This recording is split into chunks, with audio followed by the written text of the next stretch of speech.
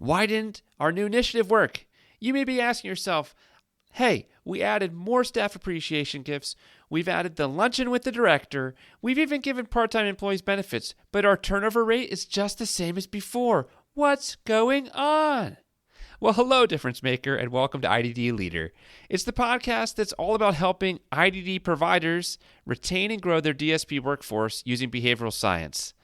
I'm your host, Nate Beers, and today we're going to look at the dynamics that happen way too frequently, which is, hey, as a provider, you probably have tried multiple things to increase retention, and many times leaders are left scratching their heads like, wait, what happened? How come we're not seeing the results that we thought we were going to see from this? And here's the thing. Doing an initiative with the goal of retaining staff obviously doesn't necessarily lead to increased staff, but there are things that will lead to staff retention. How can we parse those things out? Well, that's what we're going to dive into today. Let me ask you this. Have you ever tried watching a plant grow?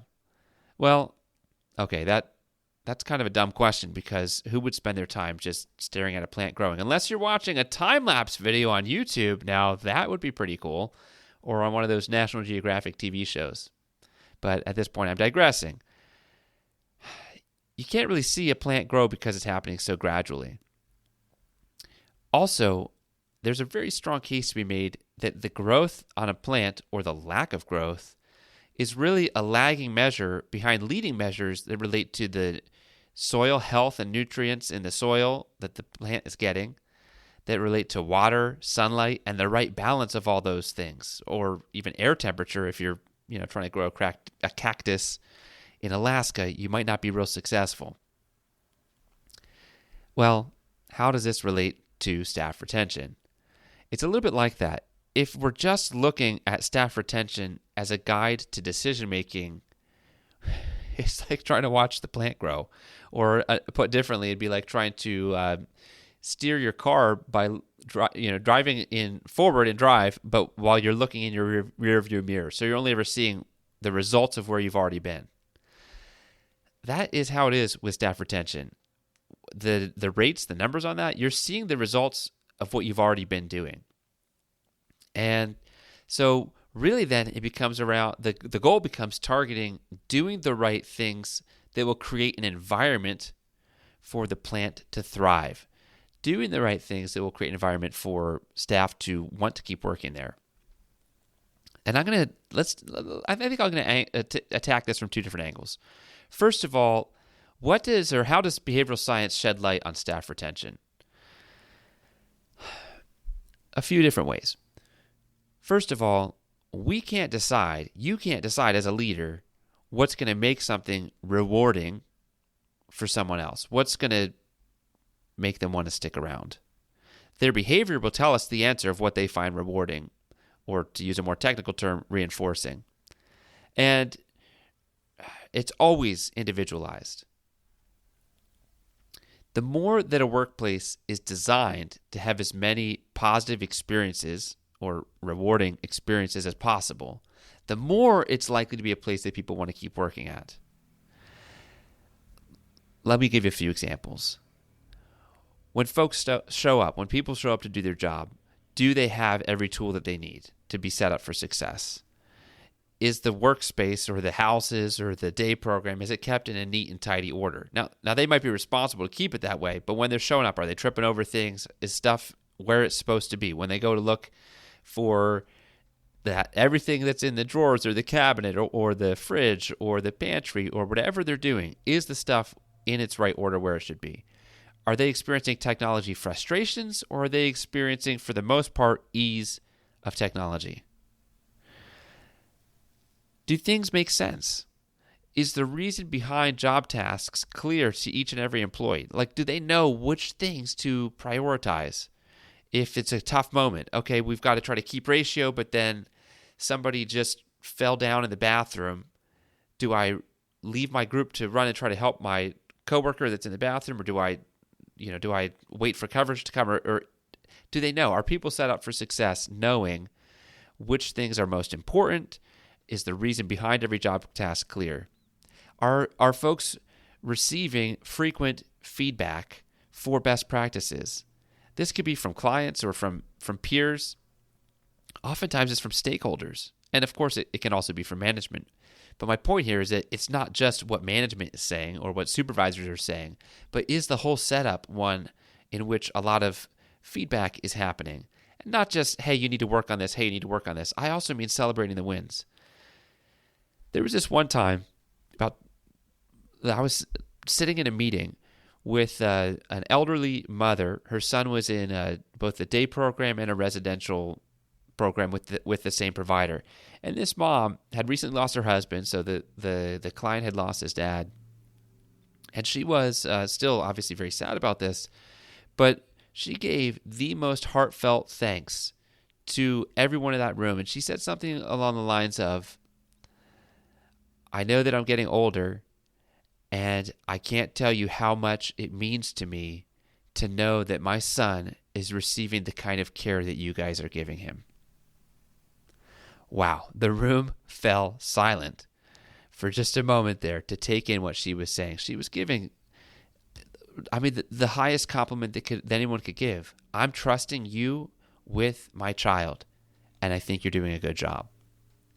Now, that happened in the meeting. There were probably, 6 or 8 people there.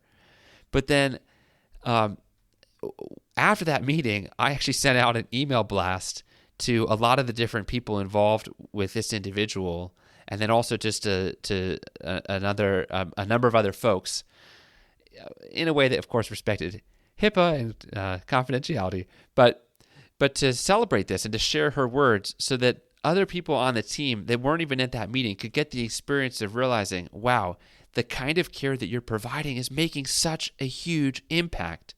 And we got to celebrate that whole thing with the team that I was on for a good little while there, another week or two of just kind of reflecting on that, celebrating that. Those moments don't come all the time, but they come. And the more that a provider such as yourself can use those to let everybody be celebrated, let everybody see the big wins that are happening, then that just adds one more piece of the pie. I probably should have said one more piece of the puzzle, but it adds one more thing to make sure that folks that work there are feeling valued and are seeing how their work is contributing to something very good. Along those lines, our best practice is rewarded. Another way of putting that is to say, we should have a good answer for the question, what's in it for me? Now, we obviously don't want staff or DSPs that are just there thinking, well, what's in it for me? However, if we don't have any good answer to that question when we're asking people to do things, then we're kind of missing something really important, which is the right people. It feels good to give. It feels good to do a good job. However, making sure that they know that they're being recognized, that a good job is clearly defined, and that they're getting that kind of feedback is still super valuable.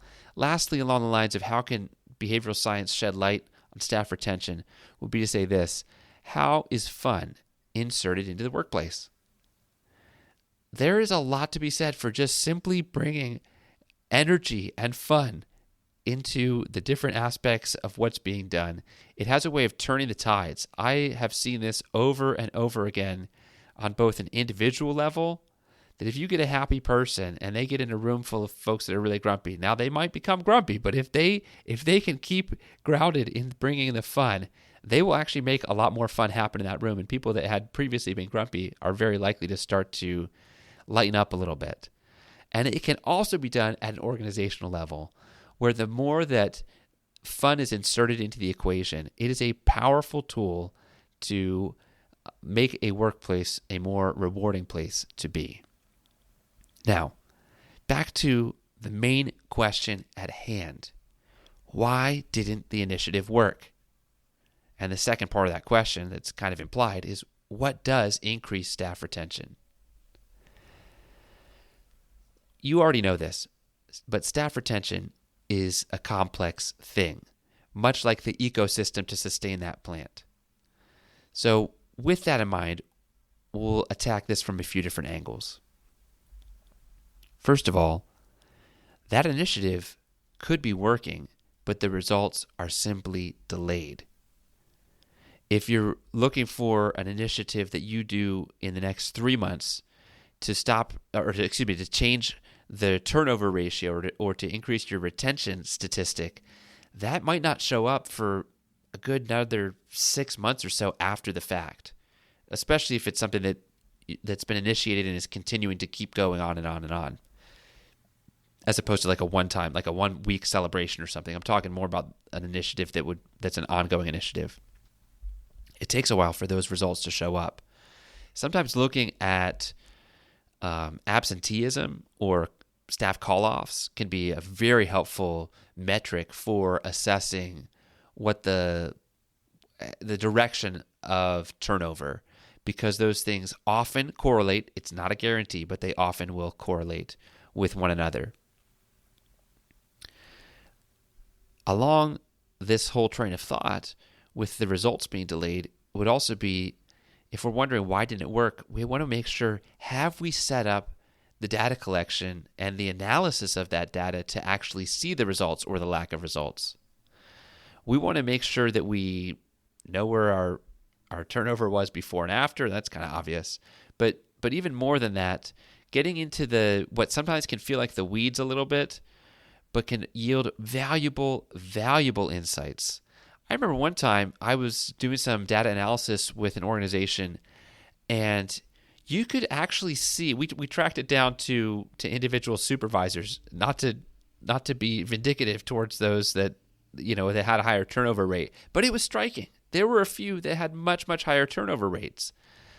And then we got to target solutions around, maybe they needed some more coaching as a supervisor, or maybe they were managing a particularly challenging situation, and so that whole situation just needed more resources, or that type of program needed more resources, more support than what it was getting.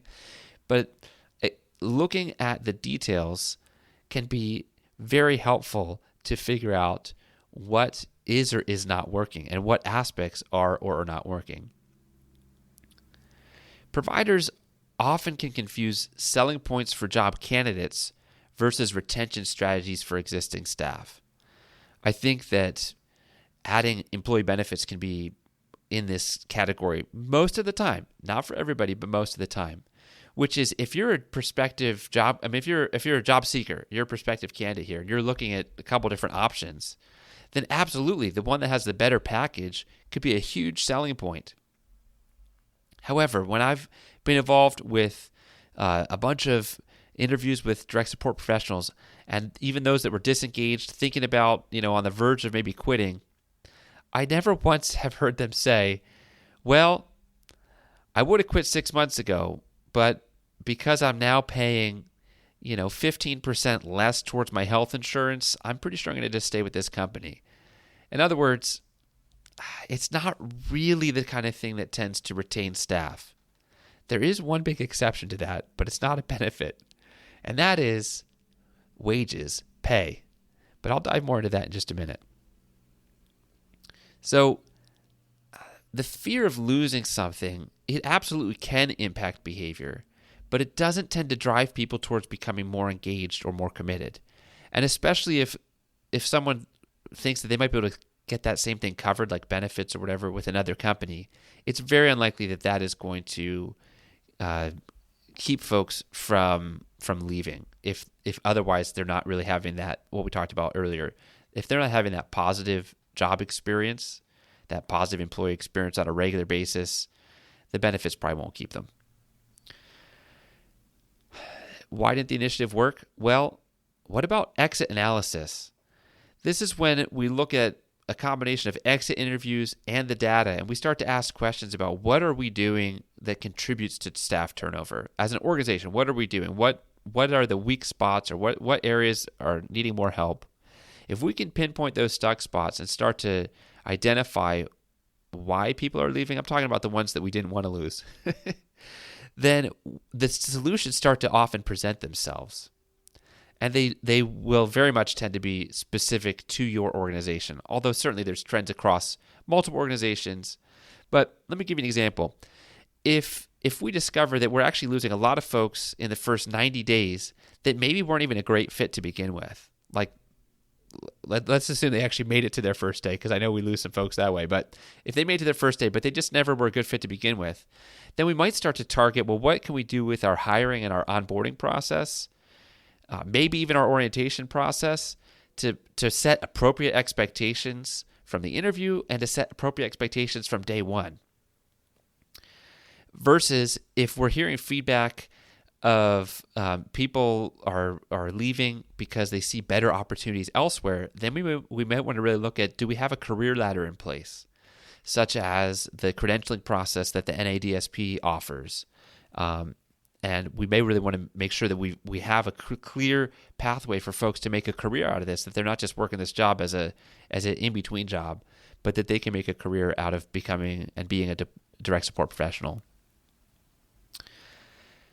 As far as initiatives that have data or research to back them, there is always more research going on in this area. And without going fully on a deep dive on this, a few things that I found that research really supports are the following.